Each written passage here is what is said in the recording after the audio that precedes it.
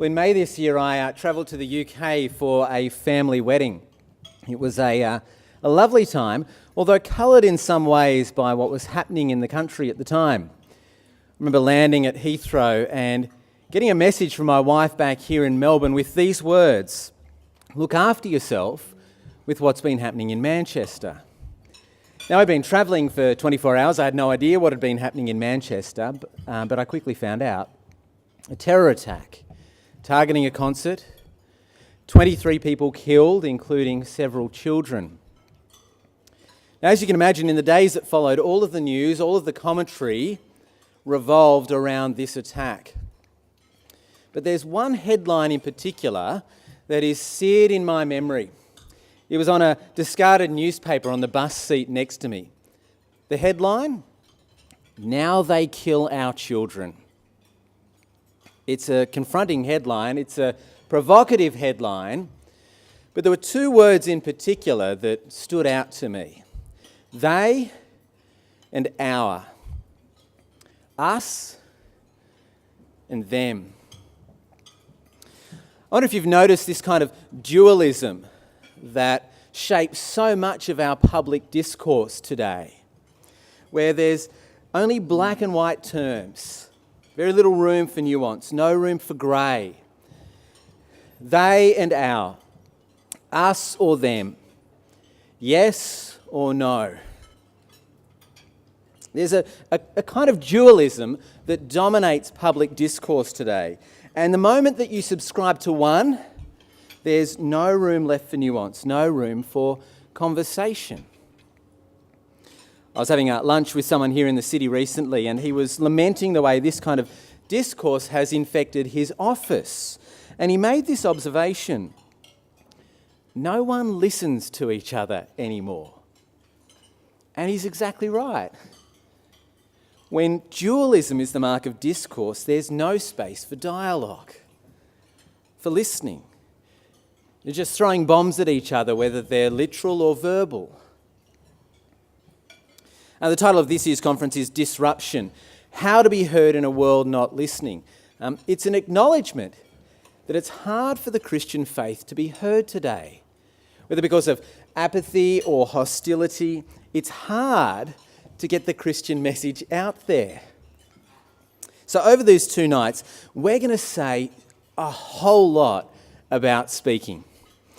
We've got experts in freedom of speech and advertising, communication and culture. We're going to say heaps about speaking. But that's not where I want to begin. Because I think if all we learn these 2 nights is how to be better speakers, communicators, orators of the gospel, then I think we might actually just have failed. See, on its own, that won't necessarily be disruptive in a culture like ours. Instead, I want to begin tonight with a disruptive posture and a disruptive practice that needs to undergird all of our speaking. You see, in a world that's not listening, perhaps the greatest act of disruption might just be not speaking, but humble listening, posture and practice. And I take as my guide that simple statement, that simple command in James chapter 1, verse 19. Everyone should be quick to listen, slow to speak, and slow to become angry. I'll come back to the context of that in just a moment's time, but for now, just meditate with me on those few simple words: quick to listen, slow to speak. There's a contrast going on in that verse, isn't there? Quick versus slow. But unlike our dualisms before, where you can only pick one or the other, James instructs us in both of them. We're to be both listeners and speakers. But here's the contrast. One we're to be quick in doing, the other slow.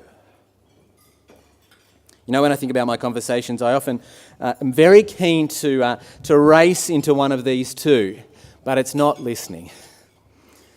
Rather, the thing I'm quick at doing in conversations is thinking of the next thing that I want to say, or quick at finding a space to be able to say it. But James says quickness in conversation is meant to be around listening. We're to be in a hurry, to listen. What might it look like to be quick to listen? To be in a hurry to listen in conversation? Well, understanding that word listen, I think, will help us. The word listen, it could also be translated as hear. And in the Bible, often hearing is about much more than just simply receiving information so that you can recount then back what was said. Rather, it has the idea of turning the information over in our minds, processing it, digesting it, meditating upon it. Kind of like a lolly that you're meant to suck on and turn around in your mouth slowly rather than just crunch it down and swallow it quickly. Now, I must confess that there are times when my wife is talking to me and I'm not really paying complete attention. And she knows, and you know too, don't you, when someone's not really listening to you. And my wife, she'll pull me up and she'll say, "Are you listening to me?" Now, I have gotten very good at being able to just recount the last string of words that she has spoken to me. But that's not really listening, is it? To be quick to listen is to turn all of your energy to the task of hearing what is being said. Not giving your attention to the thing that you want to say next, not surfing the net or checking emails while you're on a phone call, but to be completely present with your eyes, with your ears, with your body, turning over in your mind what is being said in an attempt to truly understand that person. So that when you do speak, because remember, it's not an either-or dualism. When you do speak, our speech will demonstrate a genuine attempt to understand where the other person is coming from, why they feel what they feel, why they think what they think. And chances are our speech then will be so much more penetrating because we're meeting the person right where they're at. As one writer says, the biggest communication problem today is we don't listen to understand, we listen to reply. What if our starting point with our colleagues wasn't one of listening in order to only counteract criticisms that they might have of the Christian faith, but listen to understand why they're critical in the first place?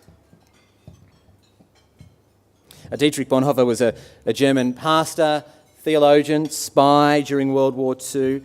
He's perhaps most famously known as one of the few German Christians who spoke out against the Nazis. But it's not his speaking that I want to focus on. In a small book called Life Together, he has a little section called The Ministry of Listening. This great speaker also knew the importance and power of listening. So much so, he wrote, listening can be a greater service than speaking. In this section, he warned of the danger of a kind of listening with half an ear that presumes already to know what the other person has to say. Impatient, inattentive listening that is only waiting for a chance to speak. Quick to speak or quick to listen? But here is where Bonhoeffer moved from practice to posture. You see, it's all well and good to just try really hard to be a good listener in a world not listening. But listening is the overflow of a particular posture. And that posture is humility. A new identity characterised by humility that leads to the practice of listening. See, why might I agonise so much over the things that I'll say to you? Why do I play it over so much in my mind? Why might I prepare so much for how to respond to your particular questions? Sometimes it can be from a quest to prove myself to you.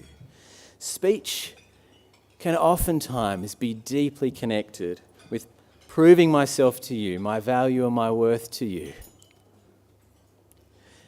But what if I was so confident and so sure of my identity in Christ, so secure in my status in Him, that I'm His child who He loves, that because of Christ He is well pleased with me? What if I was so confident that that is how God viewed me? I think everything would change when it comes to speaking and listening. There's a freedom that would come from not having to prove yourself with your words, but you could listen. It was C.S. Lewis who famously wrote that the truly gospel humble person is not the person who talks themselves up all the time, and neither is it the person who talks themselves down all the time. No, Lewis wrote, the thing you would remember from meeting a truly gospel humble person is how much they seem to be totally interested in you. Friends, the practice of listening is the overflow of a posture of humility, a sure and secure, humble identity because of who you are in Christ, which is why listening is perhaps so absent in our world today, because true gospel humility is first missing. So might it just be that one of the most disruptive acts that we could do in a world not listening is not proud speech, but true gospel humble listening. The disruptive act of silence.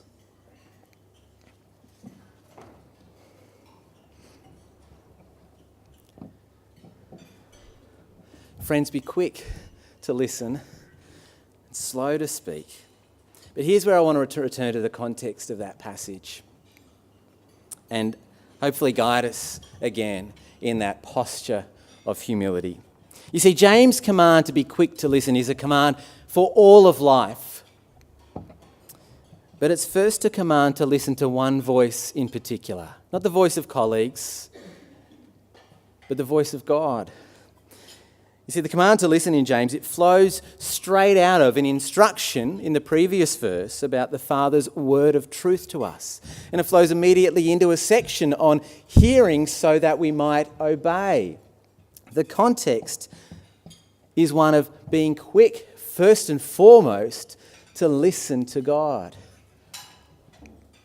But do you see how when you're quick to listen to Him, that actually fosters in us the kind of humility that will mean that we're quick to be listening to others also? You see, in a world not listening, as we're reminded of our sure and secure identity in Him, that is going to cultivate in us a humble posture that's going to overflow in humble listening, the practice of listening. So I want to do that just now for you. I've spoken plenty of my words, but rather in the words of the Father at Jesus' transfiguration, "This is my Son whom I love. Listen to Him." You know, the last few months, I've spoken with a lot of you over lunch, coffees, breakfasts, whatever it is. And I get a sense that increasingly some of us might feel really out of place in the workplace as a Christian at the moment. Some of us, not all, but some of us perhaps feel even afraid. It's hard to be there and just make it known that you're a Christian. So to you tonight, who might feel isolated and alone in your workplace, that there's just little audience for the Christian message amongst your colleagues, that so much rests on you having to prove yourself and prove the Christian faith to them, perhaps even just fearful of speaking up, hoping that no one might even ask you of it. Well, friends, listen to Him.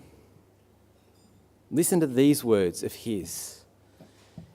You are the salt of the earth. You are the light of the world. Let your light shine before others. Listen to Him. I tell you, do not worry about your life. Can any one of you, by worrying, add a single hour to your life? But seek first His kingdom. And listen to Him. Do not be afraid or discouraged, for the battle is not yours, but God's. Listen to Him. God has not given us a spirit of timidity, but a spirit of power, of love, and of self-discipline. Listen to him. If God is for us, who can be against us? He who did not spare his own son, but gave him for us all. And listen to him. And I love this one. Surely I'm with you always, to the very end of the age. Humbly listen to him. Rest in your sure and secure identity in him. And so go, not fearfully, but confidently into your workplaces, with the knowledge that he is present with you always there. And be quick to listen, an act of disruption in a world that is not listening. Amen.